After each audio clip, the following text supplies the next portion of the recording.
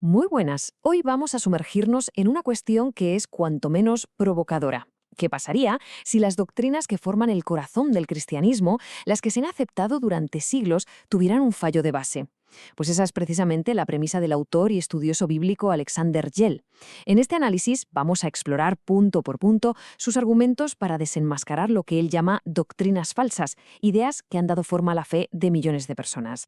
Y empezamos fuerte. Esta es la afirmación central, así de directa, sin rodeos, que sirve como punto de partida para todo el análisis de Alexander Gell. Fijaos bien, él no dice que sea un error de interpretación o un misterio divino, no. Lo califica de falacia satánica y doctrina de demonios, algo, según él, completamente ajeno a los textos bíblicos. Con esta declaración tan contundente sobre la mesa, vamos a ver cómo desarrolla su argumentación. Bueno, pues entremos en materia. Según nos plantea Alexander Gell, el gran campo de batalla teológico se libra entre dos ideas principales y enfrentadas, el unicitarismo por un lado y el trinitarismo por el otro. Su argumento es claro y tajante. Ambas doctrinas, cada una a su manera, acaban por distorsionar la que para él es la auténtica y sencilla relación que la Biblia presenta entre Dios, el Padre, y su Hijo Jesucristo. Vamos a empezar con la primera doctrina que Alexander Gell se propone desmontar, el unicitarismo. Él nos explica que esta creencia defiende que hay un único ser divino, una sola persona que actúa en distintos papeles a lo largo de la historia, como si se pusiera, y esta es la palabra que usa, disfraces. O sea, no es que existan un padre y un hijo como dos individuos literales y distintos. En esta visión, la persona que conocemos como Jesús de Nazaret no era un hijo real, sino el mismísimo Padre Celestial actuando bajo la apariencia de un hijo. Un concepto que para Alexander Gell choca frontalmente con todo el mensaje del Nuevo Testamento. Y aquí es donde Alexander Gell lanza uno de sus desafíos más lógicos y directos. A ver, si Jesús era simplemente el Padre con otro disfraz, la escena del huerto de Getsemaní, por ejemplo, se vuelve incomprensible. Cuando Jesús, lleno de angustia, ora diciendo, «Padre mío, no sea como yo quiero, sino como tú», ¿a quién le está hablando? ¿Acaso se estaba orando a sí mismo? Alexander Gell lo llega a calificar de locura y nos lanza la pregunta. ¿Estamos ante un hipócrita que fingía hablar con otra persona? ¿O ante alguien que simplemente se hablaba a sí mismo en una especie de soliloquio? Y atención, porque este versículo es para Alexander Gell el golpe de gracia definitivo contra la doctrina unicitaria. Aquí Jesús está apelando a un principio legal clave de la ley mosaica.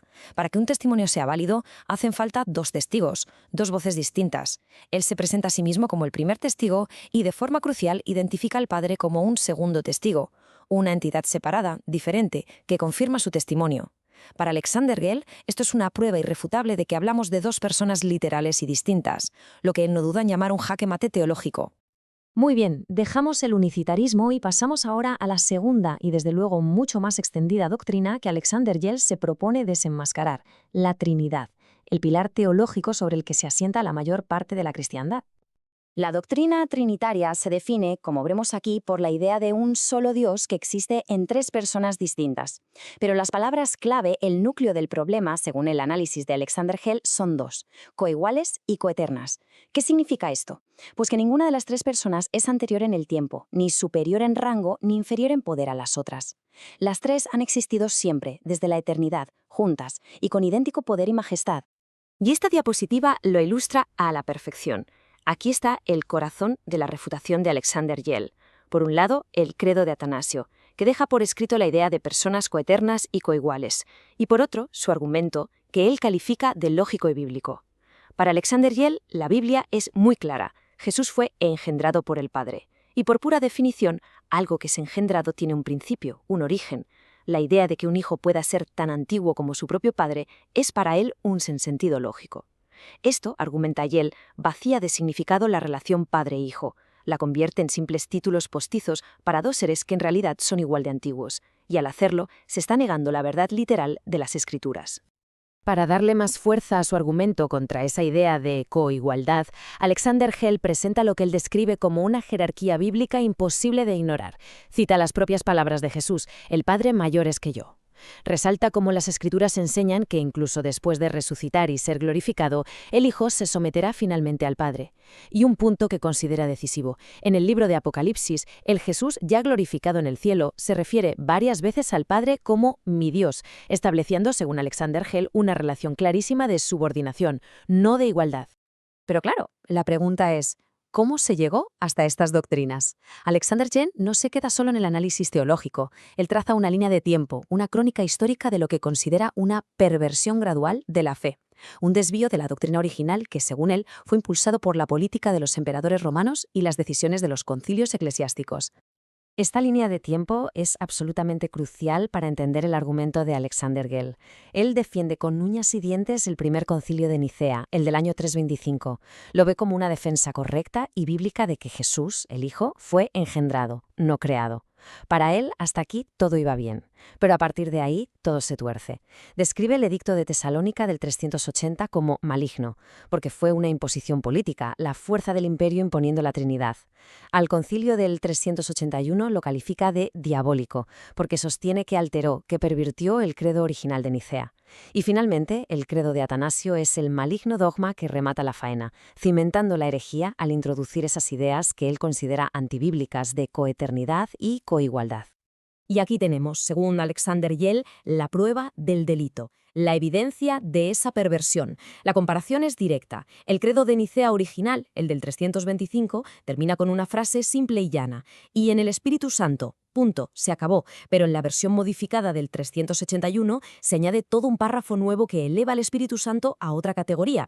De repente es Señor y dador de vida y, lo que es más importante, se convierte en una persona que recibe una misma adoración y gloria que el Padre y el Hijo. Para Alexander Gell, este es el momento exacto en el que se inventa una tercera persona divina a la que hay que adorar, algo que, insiste, no tiene ningún fundamento en la Biblia. Entonces, si para Alexander Gell tanto el unicitarismo como el trinitarismo son caminos equivocados, ¿cuál es la alternativa? Pues él propone un marco teológico diferente, el que denomina la verdadera doctrina bíblica, que se basa en dos conceptos clave que definen cómo el creyente debe entender el mundo divino. El primer concepto es el genoteísmo, y es muy importante entender esto bien. Según Alexander Gell, esto no es politeísmo. No es adorar a muchos dioses. Él explica que la Biblia misma reconoce la existencia de múltiples seres con poder, a los que el texto hebreo llama Elohim, es decir, dioses o poderosos. Y en esa categoría entran los ángeles, líderes humanos como Moisés e incluso el propio Jesucristo, el Hijo de Dios. Se trata, por tanto, de reconocer una jerarquía de poder en el cosmos, no de negar que existan otros seres con autoridad divina. Y aquí entra la segunda pieza del puzzle, que es inseparable de la primera, la monolatría. Si el genoteísmo reconoce que hay muchos Elohim, muchos dioses, la monolatría establece la regla de oro. La adoración, el servicio, la devoción se dirige a uno solo. Aunque existan otros seres poderosos, toda la adoración se reserva única y exclusivamente para el Dios Supremo, el Padre. Esta combinación, el genoteísmo monolatra, es, según Alexander Gell, la verdadera doctrina de la Biblia. Esta tabla resume a la perfección el modelo que propone Alexander Gell. En la cima absoluta, solo, está el Padre, el único Dios supremo, autoexistente, que no fue creado, la fuente de todo lo que existe. Él, y solo Él, recibe toda la adoración. Por debajo de Él, en un lugar único, está el Hijo, Jesús, el primer y único ser engendrado directamente por el Padre antes de la fundación del mundo. Comparte su naturaleza divina, pero es y será siempre subordinado. Y por último, el Espíritu Santo, que no es una tercera persona. Es el poder de Dios en acción, su energía, su influencia. Una herramienta divina, pero no un ser al que se deba adorar. Y para Alexander Gell, este versículo es el broche de oro, lo resume todo.